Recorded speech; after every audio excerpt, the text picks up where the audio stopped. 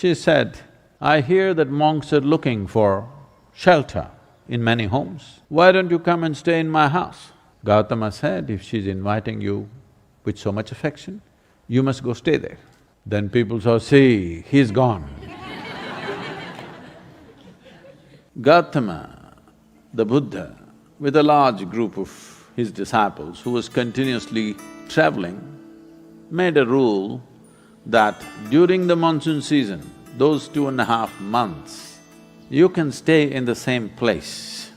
The rule for the sannyasis or the monks who were with him is you should never stay in any place for more than 2 days. Normally, the monks were sheltered in many homes, so this rule he passed, more than 2 nights you don't stay in one house because it will be too much of a burden for the host.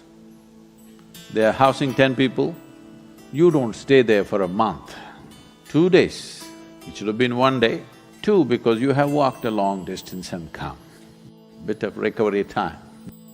But during the monsoon season, he said, up to 2 to 2.5 months you can stay in one place because walking through the jungles of that region during the monsoon season would be treacherous and many would lose their lives. So this is a time like that, they stayed in a large town and they were spread across in many homes. The monks went out to get their alms from the people. Ananda or Ananda Tirtha, as he was known, who happened to be Gautama's elder brother before his monkhood, went out and there was a courtesan or a prostitute in the town. She gave him alms, looked at him, a handsome young man, tall and straight. She said, "I hear that monks are looking for shelter in many homes. Why don't you come and stay in my house?" Ananda said, "I have no issue, but I must ask the Buddha as to where I should stay." Then she became really taunting. She said, "Oh, you're going to ask your guru? Go and ask him, let's see what he says." So Ananda brought what he had collected for the day. Gautama was sitting, he came and placed it at his feet, and everybody is supposed to find food and shelter wherever they go. Ananda asked, "Like this lady is inviting me, can I stay there?" Gautama said, "If she's inviting you with so much affection, you must go stay there." The townspeople who were sitting here, they said, "What? A monk is going to go and stay in a prostitute's home? This is it." This spiritual process has become corrupt. Gautama looked at them and said, "Why are you so worried? The lady is inviting him. Let him stay, what is the problem?" They all started getting up and started shouting. He said, "Wait, I am on this path because I see this is the most powerful way to live. Now you're telling me her ways are more powerful than my ways.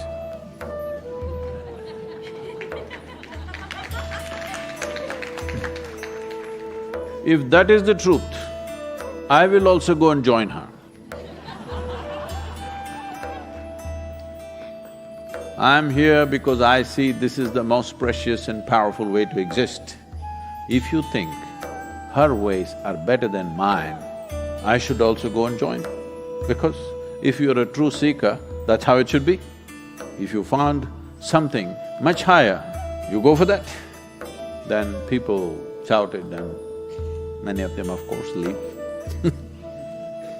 Then Ananda went and stayed with her.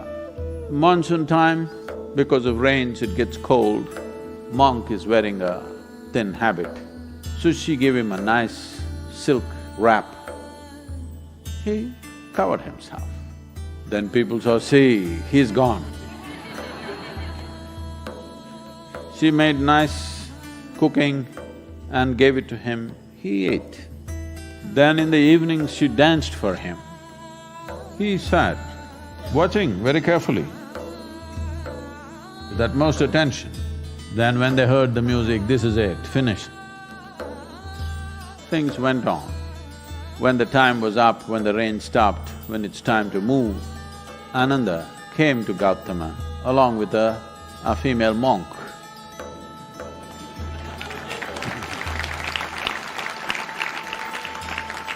So, the power of being on the path of truth has been there, but has been many times at its height, but never got mainstreamed. I see that today, because of our ability to communicate, because of the tools of technology, the natural longing, the innate longing in a human being to find truth. This is not a thought thing. This is not something that been taught to people that you must seek truth. It is natural for human intelligence to seek what is highest. If you are given an option, any human being, given an option, either to be here or there, he will always say, I want to be there. Right now he may be caught up here, but aspiration is to go to whatever is the highest. It is just that we have to show him that there are better highs than getting drunk, there are better highs than drugs, there are better highs than being caught up in social drama, there are better highs than being better than someone else. We just have to show it to him, we have to make him understand there is a better high. Forever, many sages, saints, yogis, gurus have been doing this, but as I said, they were gentle people. They didn't have a voice like me.